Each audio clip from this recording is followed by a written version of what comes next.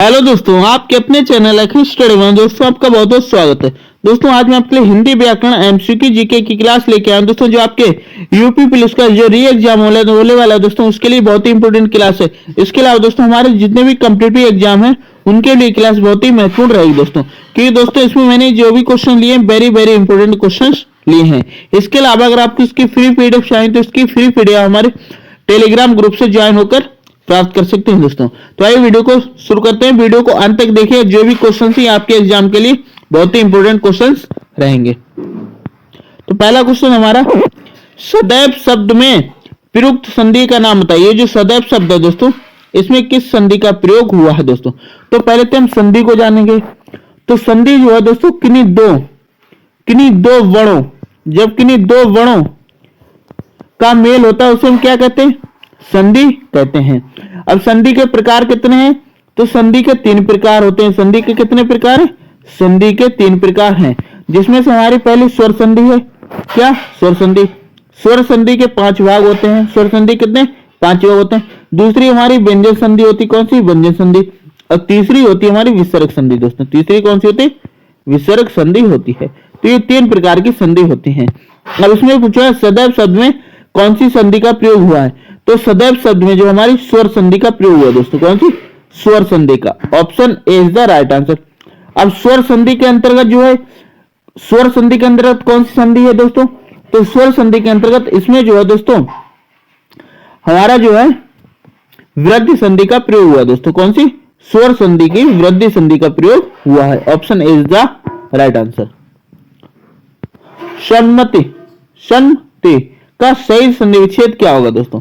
तो सही संधि विच्छेद हो रहा है दोस्तों सत प्लस मति दोस्तों। क्या, सत प्लस मति। ऑप्शन बी वाला, सत प्लस मति वाला हो जाएगा हमारा सन्मति। तो ऑप्शन बी हमारा राइट आंसर हो जाएगा। इत्यादि शब्द का सही संधि विच्छेद क्या होगा।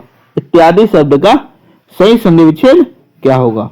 तो इत्यादि शब्द का दोस्तों अगर सही संधि विच्छेद की बात की जाए दोस्तों, तो संधि विच्छेद हो जाएगा हमारा ऑप्शन नंबर बी दोस्तों। क्या, इति प्लस आदि दोस्तों। क्या, ऑप्शन बी, इति प्लस आदि जो है हमारा सही संधि विच्छेद हो जाएगा। तो ऑप्शन बी हमारा राइट आंसर हो जाएगा। निम्नलिखित में से कौन सा शब्द वृद्धि संधि का उदाहरण नहीं है। कौन सा शब्द जो है वृद्धि संधि का उदाहरण नहीं है। तो वृद्धि संधि की पहचान क्या होती है दोस्तों, जब शब्दों के बीच में अ की मात्रा, औ और ए, और ए की मात्रा आ जाए दोस्तों, तो वहां पर हमारी क्या होती है, वृद्धि संधि होती है दोस्तों। तो सदैव इसमें ए की मात्रा लगी हुई है।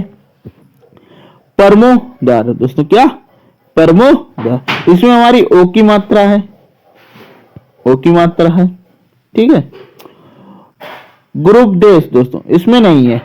जलौद, इसमें भी हमारी ओ की मात्रा है। तो ऑप्शन हमारा सी वाला राइट आंसर हो जाएगा दोस्तों। कौन सा, ऑप्शन सी हमारा राइट आंसर।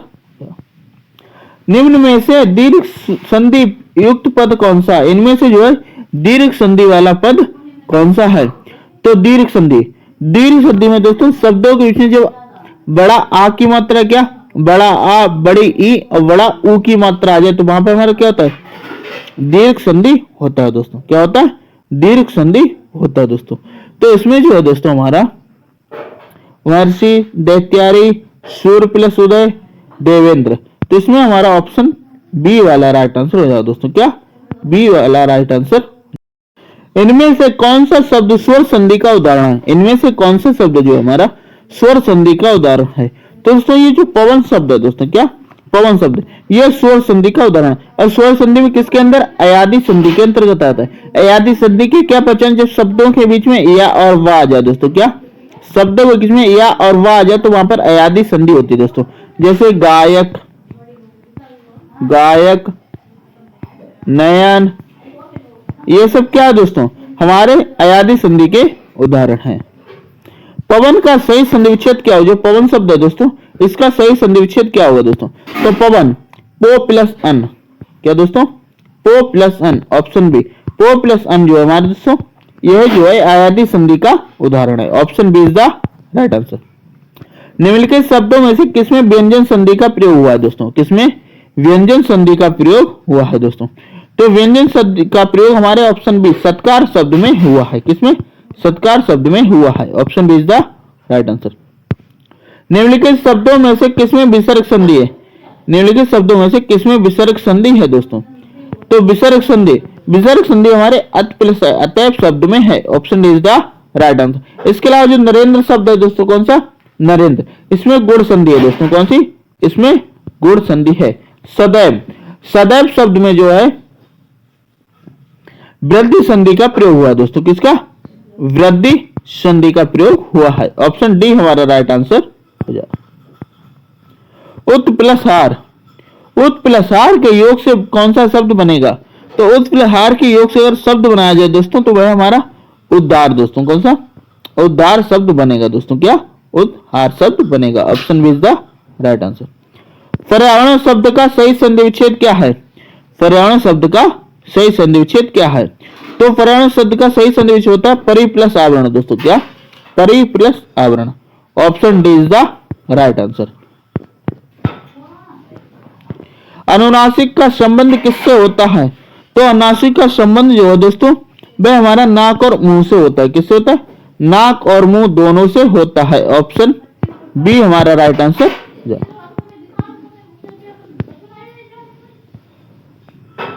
अनुनासिक व्यंजन कौन से होते हैं? अनुनासिक व्यंजन कौन से होते हैं? तो अनुनासिक व्यंजन वे होते हैं दोस्तों जो वर्ग के पंचमाक्षर होते हैं दोस्तों। कौन से?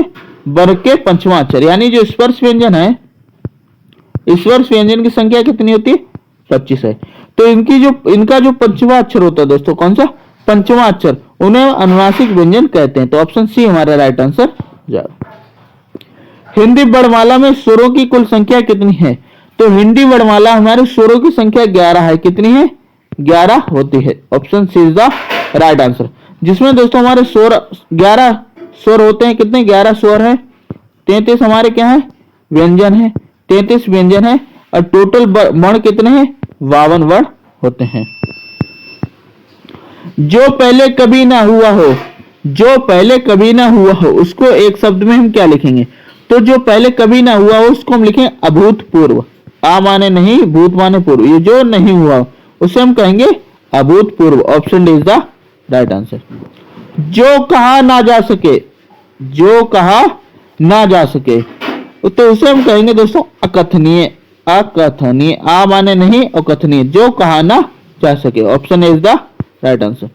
समय की दृष्टि से अनुकूल, समय की दृष्टि से अनुकूल। तो दोस्तों जो समय की दृष्टि से अनुकूल होता है उसे हम समयानुकूल कहते हैं। क्या? समयानुकूल कहते हैं। ऑप्शन बी हमारा राइट आंसर हो जाएगा। जो सब कुछ जानता है, जो सब कुछ जानता है तो उसे हम कहेंगे सर्वज्ञ। क्या कहेंगे? सर्वज्ञ। जो सब कुछ जानता है उसे क्या है? सर्वज्ञ कहेंगे। Option D is the right answer. जिसकी गर्दन सुंदर है, जिसकी गर्दन सुंदर है, अर्थात हम मोर को कह सकते हैं। किसको? मोर को। तो उसको एक शब्द में हम सुग्रीव कहेंगे। क्या कहेंगे? सुग्रीव। पुरुष एवं स्त्री का जोड़ा है, इनमें से कौन सा जो है पुरुष स्त्री का जोड़ा सही है? पति पत्नी, दंपति, युगल और युग्म।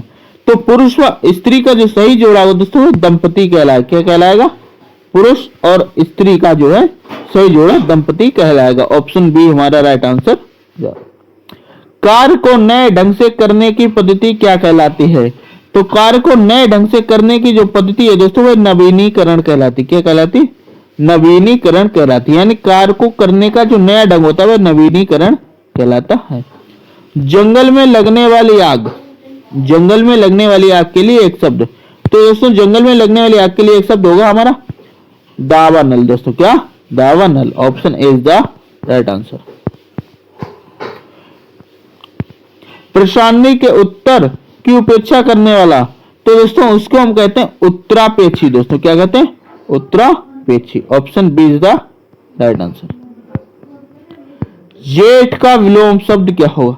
जेठ का विलोम शब्द क्या होगा? तो जेठ का विलोम जो है दोस्तों वह हमारा कनिष्ठ होगा। क्या होगा? कनिष्ठ। ऑप्शन सी हमारा राइट आंसर। गमन का विलोम शब्द, जो गमन शब्द है इसका विलोम शब्द क्या होगा? तो गमन का विलोम होगा दोस्तों क्या, गमन का विलोम आगमन। ठीक है, आना का जाना, उतरना का चढ़ना। ठीक है, ये उतरना का चढ़ना हो गया, चढ़ना का उतरना, और आना का जाना और गमन का आगमन। अवनी का विलोम शब्द क्या होगा, अवनी शब्द का विलोम शब्द क्या हो, तो अवनी का विलोम होता है दोस्तों अंबर। क्या, अंबर। अंबर मीन्स आकाश। हे का विलोम, हे का विलोम शब्द क्या हुआ, तो हे का विलोम हमारा हो जाएगा ग्रहण। दोस्तों क्या हो जाएगा, ग्रहण। Option C is the right answer. Shri Ganesh का विलोम शब्द क्या हुआ, श्री गणेश शब्द का विलोम शब्द क्या हुआ, तो श्री गणेश शब्द का विलोम शब्द होगा दोस्तों इतिश्री। दोस्तों क्या, इतिश्री। Option B is the right answer. अथ का विलोम शब्द, अथ शब्द का विलोम शब्द क्या होगा, तो अथ का विलोम हमारा इति। दोस्तों क्या, ई और ती, इति अथ का विलोम शब्द।